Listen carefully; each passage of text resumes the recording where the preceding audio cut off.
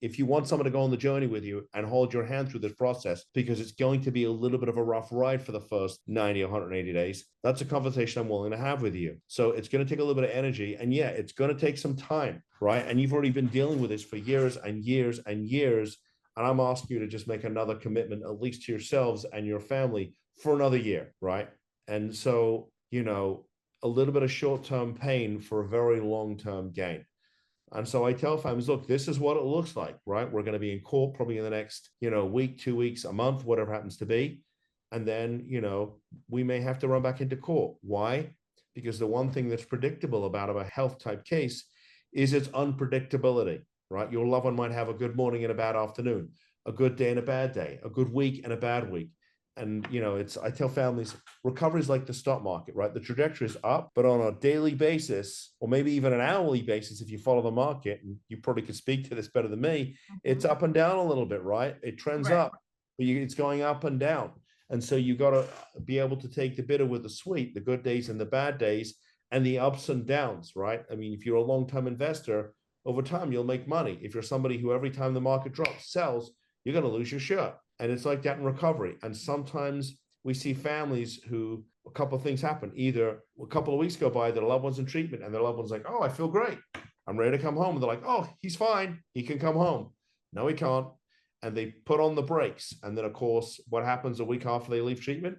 A relapse, sometimes within 24 hours, because you can't fix years of sickness in 2 weeks. It just does not happen.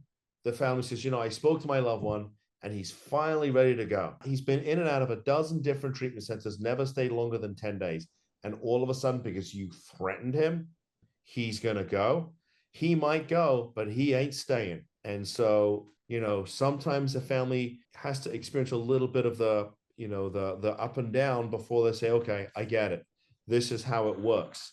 And every once in a while, we get a family who just can't make that commitment. And my heart breaks for them. And it is tragic to see, but unfortunately, in those instances, very rarely does the miracle happen without some type of intervention. People now understand that it's a disease, right? It's the hijacking of the mind type thing, as opposed to he's just a bad person or she's just a bad person. And they made a conscious decision to use substances. They made a conscious decision to have, to have a schizoaffective disorder or to be bipolar or whatever it happens to be. And so, because they made the decision to use or to be sick, well, then they can make a decision not to be. And therefore, if they do something silly like get arrested, we should punish them for that. And I think a lot of that has been removed, and we now understand that we can help these people if we get it early enough. And so I think that there has been a shift. Was it all the way where it needs to be? I don't think it is, but I think it's a whole lot better than it was 25 years ago when I was working in the criminal justice system. It's so much better now. There's so many more resources available. I think it's really changed. We're not there yet, but we're certainly along the way. And I think that people understand that, it's a whole, even just from a financial perspective, it's a whole lot cheaper to get people treatment than it is to house them for the next 10 years because they did something silly, like drove drunk and killed somebody, his wife, his kids, his house. I mean, everything, on a material level. I mean, they stripped him to the bone. And then, there was some horrible things that happened to him in prison. I really, they denied him medical care. I really thought they were going to try to kill him. I mean, it seemed that way. So I think we've gotten better at helping people in the prison system. When I was a prosecutor, there was really no resources for people who came into the state system, had behavioral health issues. We now have these specialty courts like Veterans Court and Drug Court and Mental Health Court. But again, if it's a violent offense, you're probably not going to qualify for any of those things. They're going to look to lock you up. That is the mandate here in Florida. Punish first, rehabilitate second. Yeah, I mean, from what I've learned since representing this one particular client, I mean, there is a culture of drug use on Wall Street. It is just, hey, we use Coke and drink, and that's, essentially you say, come to a party.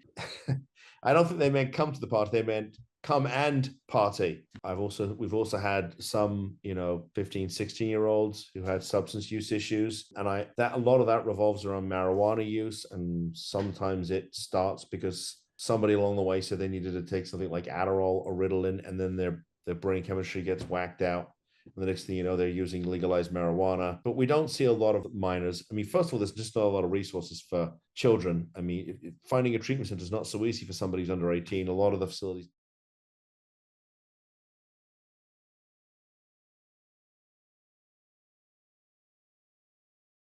Thanks for watching. Of course, I just want to remind you, first of all, I want to say thanks for watching, but I want to say from my heart, Sendra D, I want to remind you to grab your copy on Amazon and let me know what your thoughts are, what feedback you have, what you would have liked me to speak about.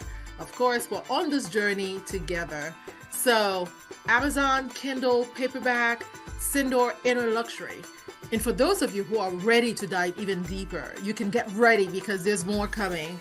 Sendor Guide to Luxury Living and Emotional Balance. That's going to be available very soon. So stay tuned, keep watching. I will announce. You follow me on my social medias as I tease a little bit of this and a little bit of that for your highest good.